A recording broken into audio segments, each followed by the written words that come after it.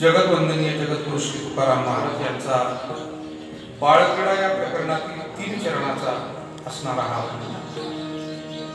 या अभंगातून जगतगुरु तुकाराम महाराजांनी ईश्वराचे जे विविध अवतार झाले त्यातील परिपूर्णतम मानला गेलेला भगवान श्रीकृष्णाचा अवतार, त्या भगवान श्रीकृष्ण परमात्म्याच्या बाललीलांचं स्मरण करून देऊन वास्तविकतः सामान्य दृष्टीने आपल्याला बालक वाटणारा हा श्रीकृष्ण या विश्वाचा प्रतिपालक आहे, हे या अभंगातून महाराजांनी आपल्याला समजावून सांगितले. प्राप्त वेळेमध्ये काही सेवा या अभंगाच्या माध्यमातून आपल्याला सद्गुरूंच्या चरणी, भगवत चरणी ही सेवा समर्पित करायची. श्री क्षेत्र निवासे सुरेगावानी ही पंचक्रोशी, खरं म्हणजे आपली सर्व पुण्यभूमी आहे, देवभूमी आहे, संतभूमी आहे. भगवान विष्णूचा निवास मोहिनी रूपात या ठिकाणी झालेला, म्हणून मोहिनीराज मंदिर त्याची आपल्याला साक्ष देते. भगवान श्री खंडेराय म्हाळसा देवीचं हे पवित्र तीर्थक्षेत्र आहे. म्हाळसेचं माहेर आहे, खंडेरायांची सासर आहे. करवीरेश्वर महादेवाच्या पुरातन देवालयाच्या पवित्र ठिकाणी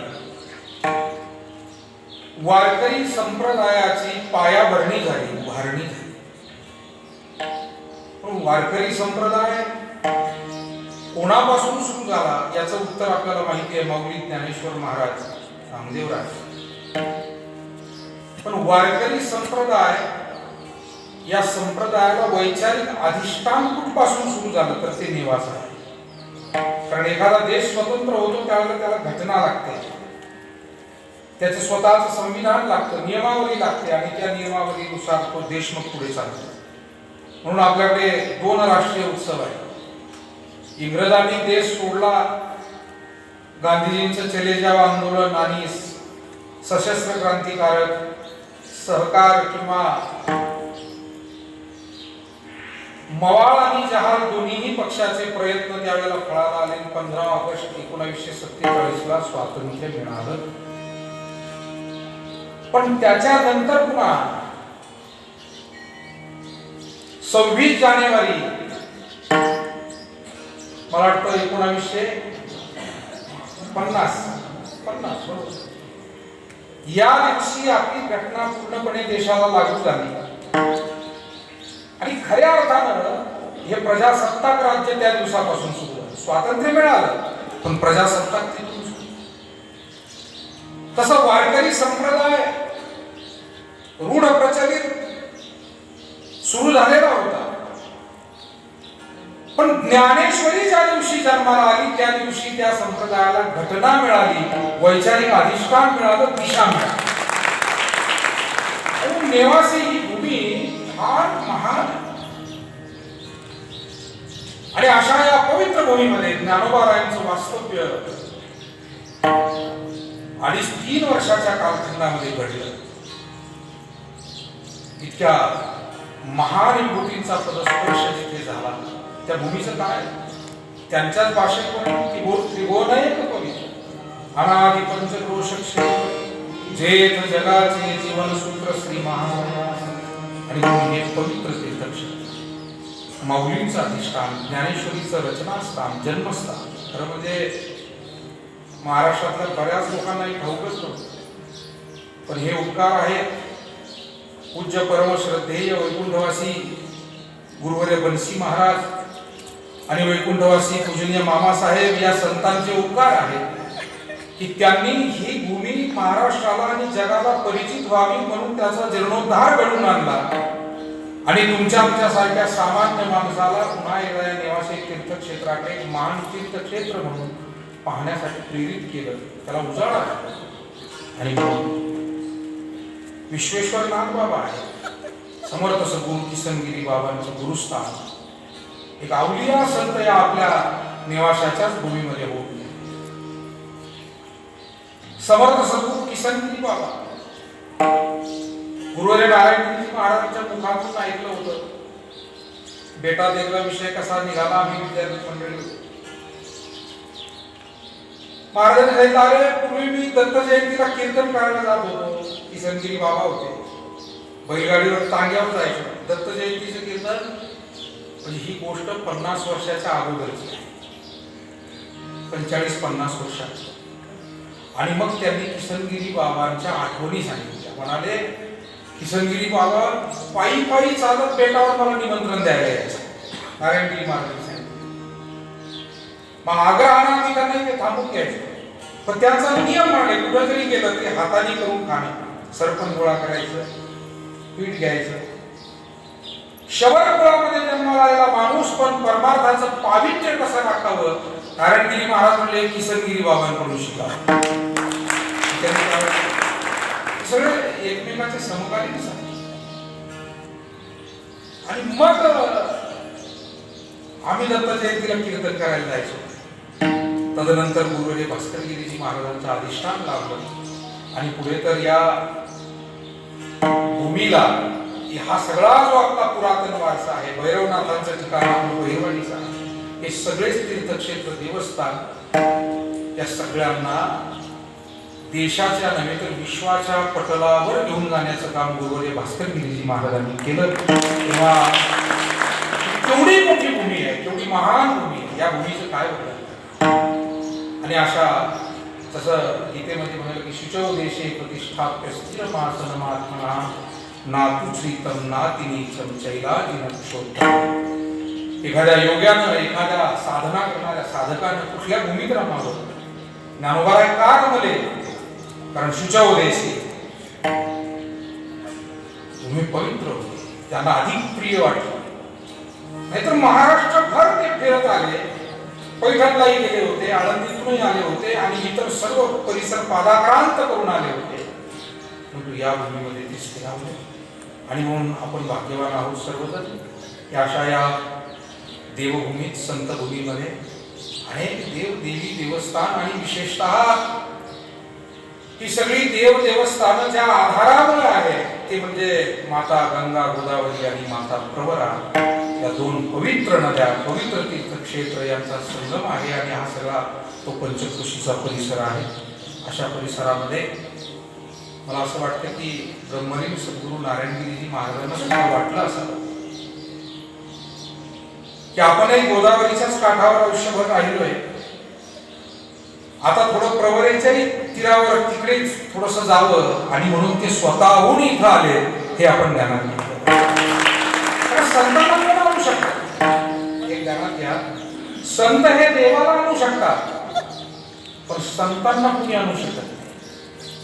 आणली रूपा ही बळे करुणी खळे हरिदासी. देवाला आणण्याचं काम संत करतात, पण संत हे भाग्यानंच येतात, त्यांना कोणी आणू शकत नाही. इथे सगळी वडीलधारी मंडळी बसलेली, आपण गुरुवर्य बंसी बाबा पाहिले, गुरुवर्य नारायणगिरी महाराज पाहिले. काय हिंमत आहे कोणाची त्यांना आणायची? त्यांना वाटलं तरच येतील, अशी अवलिया संत होते. आता आपल्या सप्ताहाला सुद्धा प्रथम दिनी गणेश गुरुंनी आमच्या पूजा अर्चा सुरू केली आणि आदरणीय पूजनीय गुरुवर्य भास्करगिरीजी महाराजांचा फोन आला.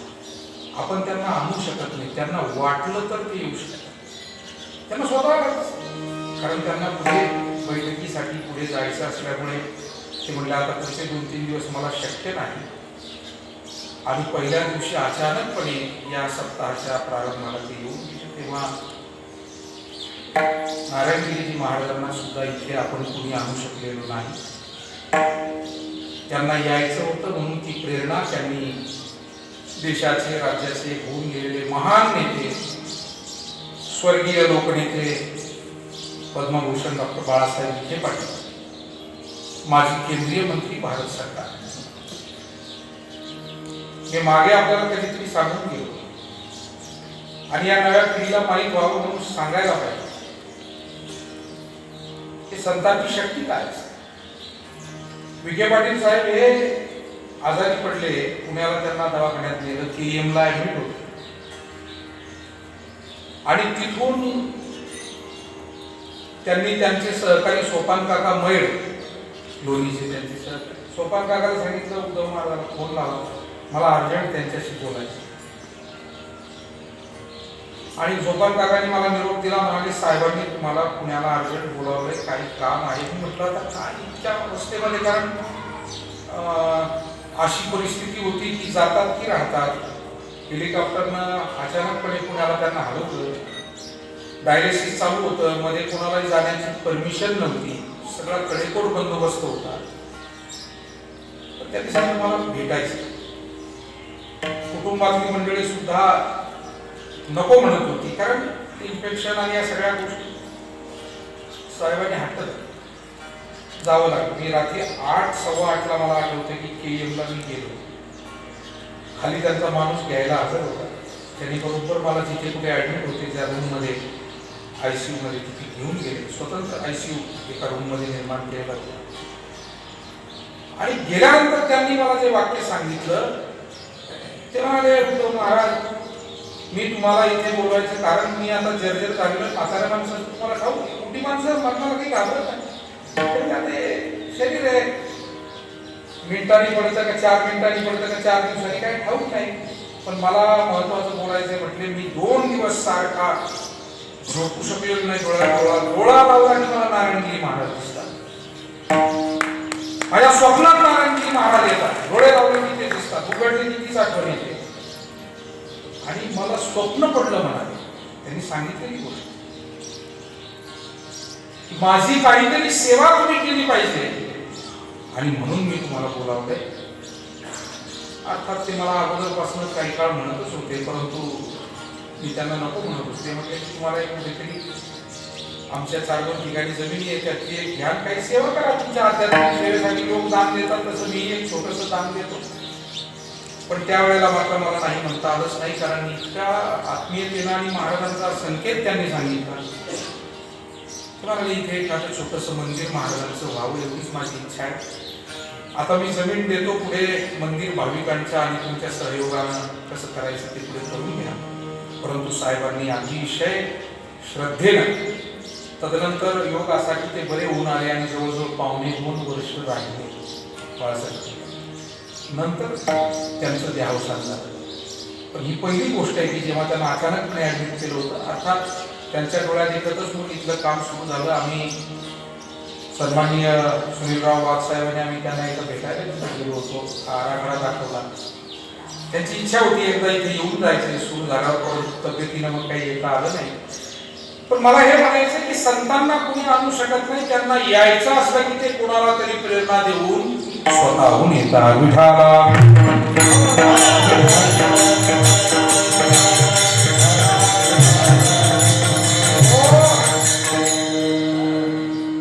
पण ही सगळी देवभूमी संतभूमी असताना या सगळ्या भूमीचा पूर्वपरिचय सुद्धा फार मौलिक आहे. योगीराज संत श्रेष्ठ सद्गुरू गंगागिरीजी महाराज यांचं फार जिव्हाळ्यानं या भागामध्ये त्या काळी येणं जाणं, म्हणजे ही गोष्ट जवळपास 150 वर्षापूर्वीची. आणि या भागातलं गंगागिरीजी महाराजांचं सर्वात आवडतं गाव म्हणजे सुरेगाव. गंगागिरी महाराज इथं अनेक दिवस राहायचे आले. सुरेगावकरांची जी कोणी पूर्वज मंडळी, वाढ वडील मंडळी त्या काळामध्ये होती, सुरेगावला राहायचे, पंचक्रोशीतही जायचे यायचे सगळीकडे. पण त्यांच्या चरित्रातला हा भाग आढळतो आणि त्याचा पुरावा असा आहे की आषाढ महिन्यामध्ये इथे आमचे सुरेगावकर सगळी मंडळी बसली. माऊली आहे, शिंदेसर आहे, सगळे गावकरी आहे, म्हणजे कुमारगाव आहे, बरीच पंढरी. आषाढ महिन्यामध्ये आषाढ वद्य षष्टी ते त्रयोदशी, आषाढ वद्य म्हणजे आषाढी वारी झाली पंढरीची, त्याच्यानंतर काही दिवसात 7-8 दिवसात तो सप्ताह सुरू होतो. आणि तो आजही सप्ताह चालतो. आपण सगळ्या मंडळींनी तो जपलेला आणि अखंड भजन त्या सप्ताहात होतं. कीर्तन वगैरे होत नाही आज जुन्या पद्धतीने. 4 प्रहरे असतात, अखंड भजन चालतं, महाप्रसाद होतो, सांगता होतो. अशी परंपरा आजही. आणि त्या सप्ताहाला जवळजवळ 125-150 वर्षाची परंपरा गंगागिरीजी महाराजांच्या पासून लाभलेली. मला आपल्या तालुक्यात आणखी गंगागिरीजी महाराजांची एक खूण सापडली, ती गोगलगाव तालुका निवासी. आपलं गोगलगाव सलाबतपूर जवळ. गोगलगावकर मंडळी कोणी इथे आलेले असतील. गोगलगावला त्यांनी सप्ताह केला होता आणि त्यावेळी त्या सप्ताहाचं स्मरण म्हणून एक शिळा उभी करण्यात आली, त्याच्यावर लिहिण्यात आलं की शिळा गंगागिरीजी महाराजांच्या पादुका म्हणून आजही तिथे प्रसिद्ध आहे दर्शनासाठी लोक. तेव्हा गंगागिरीजी महाराज, किसनगिरी बाबा, नारायणगिरीजी महाराज, बंसी महाराज, केवढे महान महान सगळे संत आपल्या भागाला लाभले. महाराष्ट्रातील थोर संत मंडळी त्यांच्यामुळे इकडे येत राहिले. सद्गुरु जोग महाराज हे गंगागिरीजी महाराजांना भेटायला यायचे, त्यांना गुरुस्थानी मानायचे. जोग महाराजांकडे गंगागिरी महाराज जायचे, गंगागिरीजी महाराजांकडे जोग महाराज जायचे. मामासाहेब हे बंशी बाबांना इथे मार्गदर्शन करण्यासाठी, सहकार्य करण्यासाठी यायचे. बंशी महाराज हे परीक्षक म्हणून आळंदीत जायचे. बंकट स्वामी महाराज हे कोंडी काकांकडे कीर्तनाला यायचे. कोंडी काका म्हणजे सोमेश्वरगिरी महाराज, आणि सोमेश्वरगिरी महाराज बंकट स्वामींकडे जायचे. आता हे सगळं जुनं नातं जर तुम्हाला सांगत गेलो, नव्या पिढीला नावही माहित नाही. हा सगळा काळ जो आहे 100 वर्षापूर्वीचा आहे. हे सगळे संत, मी परवा उद्धव साहेब राहुरीला गेलो होतो, आमचे डवले जाणार. आज जरा तब्येत त्यांची नाजूक, त्यांचा सत्कार करायचा होता, पण ते काही आले नाही. जवळजवळ 100 ओलांडली. बाबा महाराज होते माझे. काय जुनी मंडळी आहे. नारायणकडे बसलो, त्यांनी सांगितलं वामन भाऊ 3 दिवस राहिले म्हणे जोगेश्वरी. 3 दिवस भगवान बाबांचं येणं झालं. नारायणगिरी महाराज, सावखेडचे बाळकृष्ण महाराज, दत्तगिरी महाराज 7-8 वर्ष. काय ही सगळी संत. तेव्हा मला आनंद या गोष्टीचा होतोय. मी का ही आठवण करतो की आपण सगळे भाग्यवान आहोत. स्वतःला लहान समजू नका. या भागात जन्माला आलेली तुम्ही आपण माणसं, ज्यांना या सगळ्या संतांचा वारसा लाभलाय. कुणाची शेती कमी असेल, कुणाची जास्त असेल, कुणाला नोकरी असेल, कुणाला नसेल, कुणाजवळ 2 पैसे असतील, कुणाजवळ नसतील, पण स्वतःला कमी समजू नका. तुकोबारांच्या भाषेत सांगायचं तर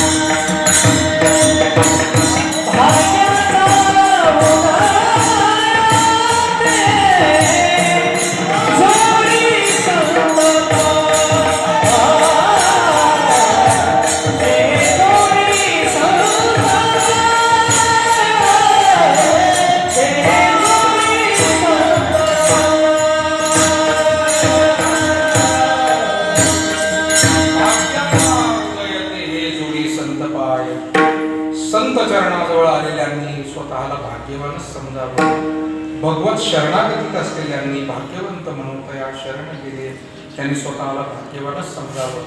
परमार्थ ज्यांना घडतो त्यांनी स्वतःला कधी लहान, दीन, दुबळा, दरिद्र समजू नये. तर आम्ही दैवाचे दास पंढरीरायाचे. कारण याच्यासाठी दुसरी श्रीमंती कोणती.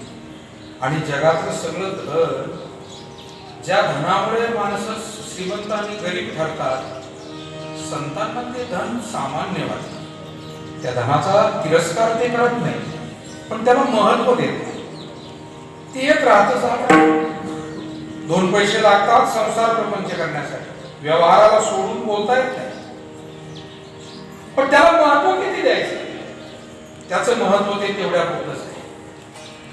त्याचं महत्व त्याच्यापेक्षा अधिक नाही. म्हणजे मी विरोधाला सांगत असतो, पावसाळ्याचे दिवस होते म्हणून एका महाशयाने छत्री घेतली.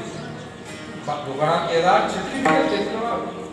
आभाळा जरी पाऊस होईल, पण बाहेर आला, थेंब पडायला लागले. त्यानं काय केलं, उपकरण घेतलं, छत्रीला गुंडाळलं, छत्री बगलात झाली. पाऊस तर सुरू झाला, भिजायला लागला.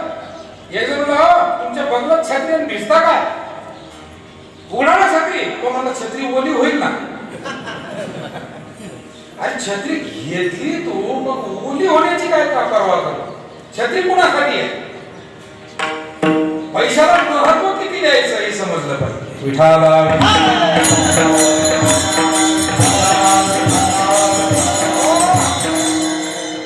घरात खायला नाही पैसा मोठा नाही, खाण्यासाठी. एखादा एखादा मित्र अडचणीत आहे त्याला मदत करत नाही. मला असं वाटतं हे माध्यम आहे आणि जे साधन असतं त्याला कधी साध्य समजून. संसारात तसं साध्य काहीच नाही. जया फलना चुंबिता फुलना फुलंबिता. काल महाराजांनी संसार वृक्षाचं वर्णन केलं. संसार साध्य नाही, कारण फक्त भास आहे मिळाल्याचा, मिळत काही नाही. कारण मिळालं तर सोबत राहिलं पाहिजे. ज्या जाताना सोबत काही नाही त्या काय आपलं आहे. उदाहरण घ्या, तीर्थयात्रेला आम्ही गेलो, एखाद्या मठात मंदिरात थांबलो, तर त्या मठामध्ये झोपण्यासाठी गादी असते, बिछाईत असतं, पाण्याची सोय असते, सगळं जे काही थोडं मठात सोय असेल ते असते. आपण थांबतो, त्या सोयी सुविधेचा लाभ घेतो. 4 दिवस 2 दिवस आपला मुक्काम तीर्थक्षेत्राचा संपतो. आपण गादीन बिछाईत घेऊन येतो का तिथं? गादीन बिछाईत तर मठाचंच आहे. आपण आपलं विराड जे काही थोडंफार गुंडाळतो ना आपल्या घरी निघतो.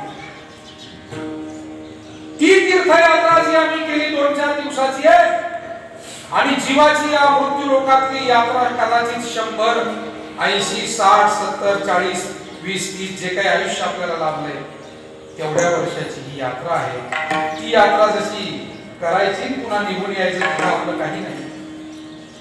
तू काया नगर का सौदागर, तुझे अपने वतन पे जाना है. तू काया नगर का भाई कहे बहन मेरी है, बहन कहे भाई मेरा है. न भाई का न बहन का ये तो रक्षा बंधन का नाता. तू काया सौदागर. व्यापार रिश्ता आहे, गिरणारा आहे, इथे काही काळापुरता आलेला आहे आणि त्याला पुन्हा निघून जायचंय. आपण नेहमी ऐकतो पक्षी अंगणी